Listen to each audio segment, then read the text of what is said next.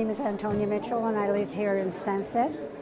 And I call myself a conceptual artist because I might see something that gives me an idea, or I may think of something, and then I gather information as I'm in that mode, and I will see things and put them together and form a theme or anything. And this is what came out this time.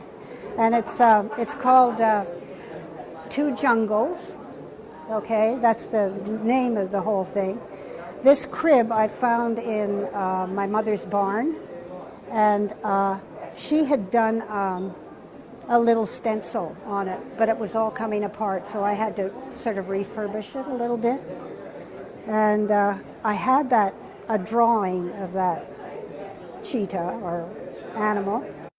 So this side is an actual wild animal somewhere in this crib. There's net underneath, and it's called no safety net. Animals are, in other words, animals are compromised now in wherever they live, right? So that's his statement. My name's George Foster, and I've been making bronze castings for a number of years. And right now people are interested in the insect sculptures that I make. And these are insect sculptures that are enlarged from mostly tropical beetles, and and I used to do more figurative things like the Icarus sculpture there. But I also do bronze casting for other people, other artists. My name is Geneviève Gallant, and I make these sculptures. I went to university in fine arts, and I've fallen in love with clay and ceramics. So I've started making these around 5-6 years ago, and it's just continued. I'm really interested in systems and webs, and even like how cells are made. With these, I work with like a frame. Like I want it to be circular. I want it to be all interconnected, all one piece. And it needs to be this big because that's actually the size of my kiln. It's all fired. The idea is simple, but the possibilities are kind of infinite, so that's what I'm interested in with these pieces.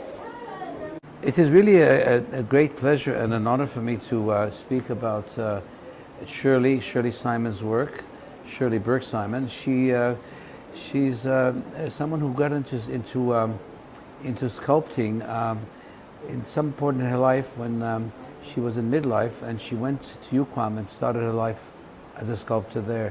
She has a great sensitivity to the world around her, but really it is the animistic essence of nature that she manages to capture in a way that I've rarely seen this done as I've seen in her work. I've actually collaborated with her between my photography and her work, and I've come to care a great deal for the way in which she evokes the beings that she does. I think that the great, I would say, beauty of her work resides in her ability to transform things, to give it such a great grace and sometimes great power. And the tension between the grace and the power give us the really pure arts in its most natural form. So, thank you. I'm Tamlin George, and I do botanical illustration. I studied it when I was in Arizona at the Desert Botanical Gardens. And I have a background in horticulture, and I've worked for years with plants, and just love plants and I love art, and so I combined the two. This particular one is Osteospermum or African daisy. It was growing in my garden, and I like the pattern in the center of it. It's very intricate, and the colors of it.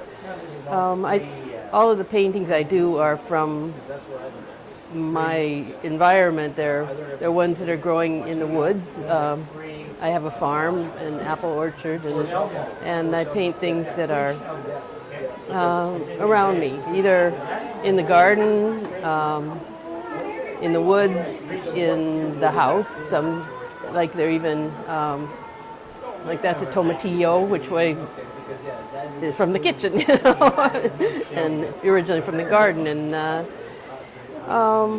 I did some,